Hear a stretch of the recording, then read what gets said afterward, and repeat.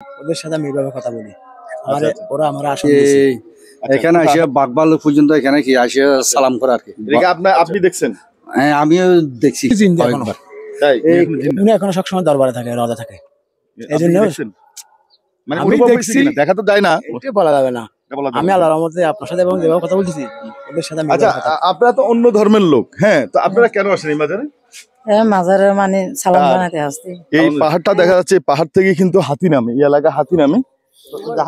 এই যে দেখা যায়, এই যে দেখা যায়, এই যে এখানে শত শত মানুষ রান্না করতেছে। এখানে চুলার অভাব নাই, প্রত্যেকটা জায়গায় চুলা, দেখেন মানে চুলা আর চুলা। এই যে সব জায়গায় রান্না হচ্ছে, নিয়ত মানত করে এসে এগুলা, ঠিক আছে, মানুষকে খাওয়াবে। কেউ হাঁস কাটতেছে, কেউ মুরগি কাটতেছে, এরকম। আমি একটু ভিতরে গিয়ে দেখাই, যদিও মহিলা মানুষ। এই যে কেউ সিন্নি পাকাচ্ছে,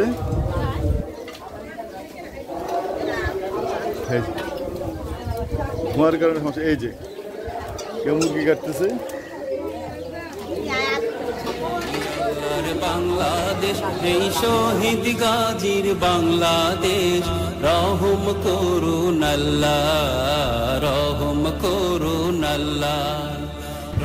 আমরা এখন চকরিয়া, আমরা এই যে চকরিয়া দেখা যাচ্ছে, আমরা উমর শাহ রহমতুল্লাহর মাজারে যাবো। এই যে মাজার গেট, এটা হলো চট্টগ্রাম কক্সবাজার হাইওয়ে রোড। দেখেন চট্টগ্রাম কক্সবাজার হাইওয়ে রোড দিয়া চকরিয়া থেকে বামে, এই যে বামে প্রবেশ করলাম। এই যে আমরা প্রায় 10 মিনিট গাড়ি চালিয়ে হজরত ওমর শাহ আউলিয়া রহমতুল্লাহ মাজার গেট পৌঁছাইছি। এটা কিন্তু লামা চলে গেছে। এই যে চকরিয়ার জিদ্দা বাজার দিয়ে যে রোডটা আমরা প্রবেশ করছি, এই রোডটা দিয়ে স্বল্প দূরত্বে এই মাজার গেট পাওয়া যায়। এখানে লেখা আছে, এই যে দেখুন। তো আমরা ভিতরে চলে যাই, চলুন আমার সঙ্গে থাকুন। আসসালামু আলাইকুম দর্শক, ধর্মীয় এবং দর্শক চ্যানেল থেকে আপনাদেরকে নিয়ে আসছি ওমর শাহ রহমতুল্লাহর মাজার। এটা হলো কক্সবাজার জেলায় পড়ছে, চকরিয়াতে। আসলে এটা পাহাড়ি একটা এলাকায়। আমি যে রাস্তা দিয়ে আসি আপনাদেরকে আমি দেখাইছি যে এখান থেকে স্বল্প দূরত্বে কিন্তু বান্দরবন লামায় চলে যেতে পারবো আমরা। আসলে এখানে আজকে শুক্রবার হওয়ার কারণে প্রচুর লোকজন আসতেছে। চলুন আমরা একটু এই মাজারের আধ্যাত্মিকতা এবং এই আউলিয়া সম্পর্কে জানবো এবং আপনাদেরকে একটু মাজার এলাকাটা একটু দেখাই। আমরা নিয়ে যাই আপনাদেরকে মাজারের ভিতরে, আর আমরা এখানকার দর্শনার্থীর সাথে কথা বলবো। চলুন আমরা মাজারের ভিতরে চলে যাচ্ছি। আমরা জুতো এখানে রাখবো। এই যে মূল মাজার না? আসসালামু আলাইকুম, আপনি কে? পরিচিত হই আপনার সাথে। খাদেম, মানে আপনারা কয়জন দায়িত্ব আছেন এখানে? 7 জন আছে। জি 7 জন। আচ্ছা, কত বছর ধরে আপনি এখানে খাদেন? এখানে কত বছর দিন? আমার আব্বা যাতে মারা গেছে, আমি ধরো না 2-5 বছর রাখি। এর আগে আমার আব্বা আসি রাখি। আচ্ছা, তাহলে আপনার সাথে আমি 5 মিনিট একটু গল্প করি। আমরা খাদেম সাহেবের যেখানে, এটা কি তাবারাকাত দেওয়া হয় নাকি? আচ্ছা, নিয়ত মানতের জন্য এখানে আসলে মানুষ টাকা পয়সা দিয়ে যায়। আচ্ছা, আপনি কতদিন ধরে খাদেম আছেন বললেন? আমি খাদেম আছি 2-5 বছর ধরে আছি।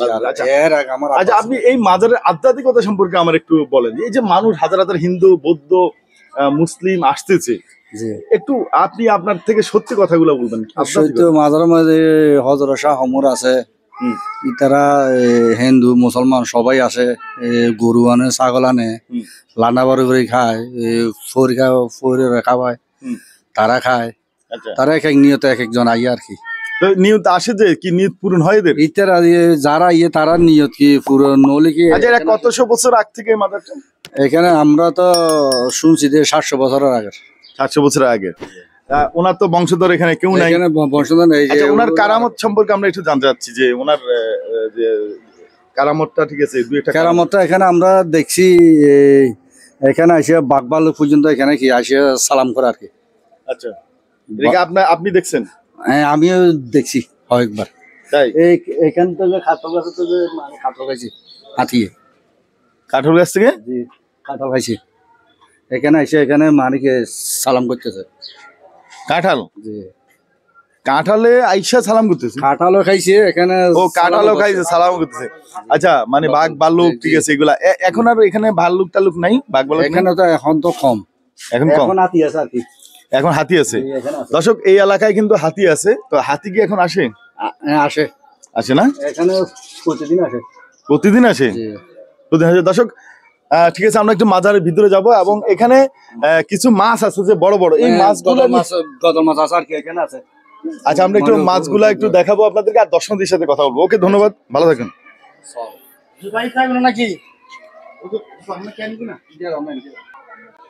আচ্ছা, আপনারা তো অন্য ধর্মের লোক, হ্যাঁ, তো আপনারা কেন আসেন এই মাজারে? মাজারে মানে সালাম জানাতে আসছি। যে আপনাদের মনে আশা পূরণ হয়? পূরণ হয়।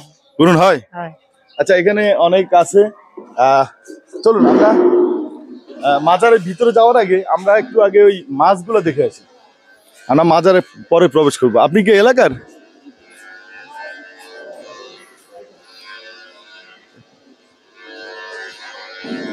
মাছগুলো কোন দিকে? দর্শক, এই যে নিয়ত মানতের খানা পিনা রান্না বান্না হইতেছে দেখা যাচ্ছে। আমি একটু পরে আপনাদেরকে নিয়ে যাচ্ছি, আগে একটু মাছগুলো দেখাই। এই যে বড় বড় মাছ, এগুলো একটু দেখাচ্ছি। আর এটা হইলো এই যে মাজার এবং মসজিদ। ওই যে ওই দিকেও আবার রান্না বান্না হচ্ছে, দেখেন ওই দিকেও রান্না বান্না করতেছে নিয়ত মানতের, তাবারক রান্না বান্না হচ্ছে। দর্শক, আমি বলে রাখি, এটা হইলো একটা গুচ্ছ গ্রাম, এই যে দেখা যাচ্ছে। আর এই পাহাড়টা দেখা যাচ্ছে, পাহাড় থেকে কিন্তু হাতি নামে, এই এলাকা হাতি নামে। হাতির জন্য এলাকার মানুষ সবসময় আতঙ্কে থাকে।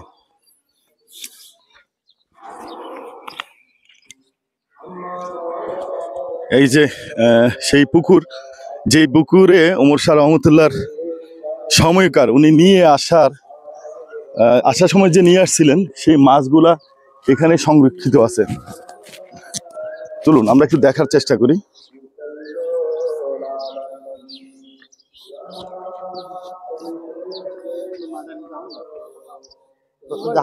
এই যে দেখা যায়, এই যে দেখা যায় বিশাল বড় বড়।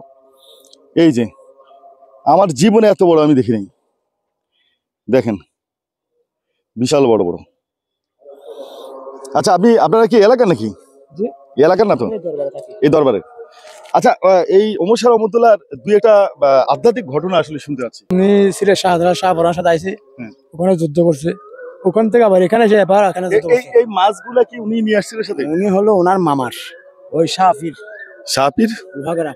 ও আচ্ছা, হ্যাঁ, শাহপীর শাহ ওমর, ওরা মামা ভাগিনা। শাহপীর শাহ ওমর। শাহপীরের মাজারটা কোথায়? লোহাগড়া থানা পূর্ব পাশে। লোহাগড়া থানা পূর্ব পাশে। আচ্ছা। আচ্ছা, এই এখনকার ঘটে যাওয়া দুই একটা কারামত, এই যে মানুষ আসে, মানুষের নিয়ত মানতের ব্যাপারে আপনার একটু কথা শুনতে। আমি যতটুকু জানি আল্লাহর রহমতে উনি তো জিন্দা এখনো। উনি এখনো সবসময় দরবারে থাকে, রওজা থাকে। এই জন্য মানে অনুভব হইছে কিনা দেখা তো যায় না, এটা বলা যাবে না। আমি আল্লাহর রহমতে আপনার সাথে এবং যেভাবে কথা বলতেছি, ওদের সাথে আমি এইভাবে কথা বলি। ওরা আমার আসন দিয়েছে। আচ্ছা, কোথায় আপনার আসলে কোথায়? আমার নির্দেশ নেই, আমি যেখানে মন চাই সেখানে চলে যাই। আচ্ছা, হ্যাঁ, ওনার আধ্যাত্মিকতা একটু যদি বলতেন। যদি উনি না থাকলে এত ভক্ত আসতো না। ওদের সাইডে পূর্ণ হচ্ছে বলে ওরা এখানে আসতেছে, মানুষ করতেছে, চিন্তা করতেছে। আচ্ছা, আপনি একদিন যদি থাকেন তাহলে আপনার আমার শুদ্ধ থাকে, আপনি দেখা পাবেন। তাই যে কোনো বিষয় আমিও দেখা পাবো, যে কোনো বিষয় আপনার দেখা দেবে। এখনো পাহাড়ের থেকে হাতি আসে, এখনো হাতি আসে এখানে, আসে কি করে চলে যায়, দর্শন করলে দেখা হলো। ও আচ্ছা, আপনি কোন ধর্মের? আমি হিন্দু ধর্মের। হিন্দু ধর্মের না? আপনি কত বছর ধরে এখানে আসেন? কত বছর না, আমি ওনাকে মানে শুনছি যে তারিখে আমার কলবে শুনছি আর কি, সেই তারিখে তো ওনাকে আমি দর্শন করি আর কি, নামাজের সময় সালাম দিই আর কি। আচ্ছা, মাশাআল্লাহ। অসংখ্য ধন্যবাদ আপনাকে। দর্শক, এদিকে তো আয়োজন চলতেছে মানুষের নিয়ত মানতের, আর ওইদিকে পুকুর পাড়ে মানুষ সেই গজারিকে খাওয়া দিচ্ছে নিয়ত মানতের জন্য, আর আমরা ঘুরে ঘুরে ভিডিও করতেছি, মানুষের কর্মকাণ্ড দেখছি। এখন মসজিদ, এই যে মাজারের পাশে মসজিদে আজান, মসজিদে নামাজের প্রস্তুতি চলতেছে, নামাজ হবে। আমরা হয়তো এখানে নামাজ পড়তে পারবো না, আমরা একটু মাজারের ভিতরে যাবো, একটু মাজারটা দেখাই দিই আপনাকে।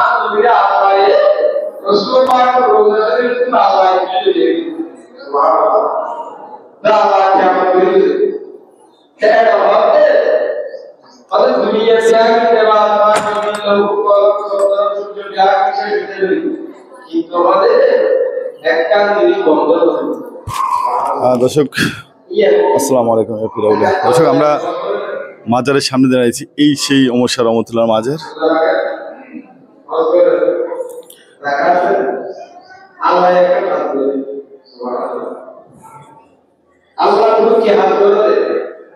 আপনি কি মাজারের লোক? মাজারের লোক, আচ্ছা। এদিকে হুজুর ওয়াজ করতেছে, তাই ক্লিয়ার শোনা যাবে না। আচ্ছা, ওনার সম্পর্কে দু চারটা কথা শুনতে যাচ্ছি আপনার মুখে। এখান থেকে মাথার অনেক লোক আছে। আমরা এইখানে প্রত্যেকবার দেয়ারাত করি মাথারে, এই প্রত্যেকবার আল্লাহর কাছে দোয়া চাই। সবাই আমরা হাজার হাজার লোক এখান থেকে দোয়া চাই। এখানে আধ্যাত্মিকতা অনেক কিছু ঘটে, এটা কি সত্য? সত্য। এখানে যে মানুষ পানি রেখে দিছে আশেপাশে, পানিগুলো কেন রাখে? নিয়ত, যার যার নিয়ত মানতে। আল্লাহ। আচ্ছা, এই যে শত শত মানুষ রান্না করে খাওয়াচ্ছে, এটা কেন?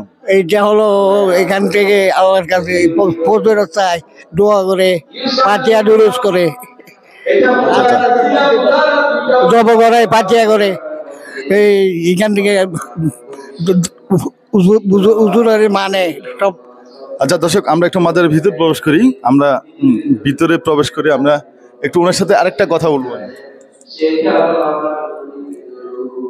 আসসালামু আলাইকুম। আচ্ছা, উনি নাকি এখনো জিন্দা, এটার ব্যাপারে আপনার মন্তব্য?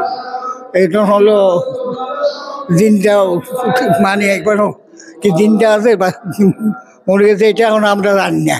না, অনেকে বলে উনি এখনো জিন্দা, মানে উনি মানুষকে মানে দর্শন করে। হ্যাঁ, ও এখনো কিন্তু দিনটা থাকতে পারে, কিন্তু দর্শন করে। আচ্ছা, মাশাল্লাহ। হুজুর মসজিদে ওয়াজ করতেছে, সেই কারণে অস্পষ্ট কথাগুলা। তো আমরা চলে যাচ্ছি, সবাই দোয়া করবেন।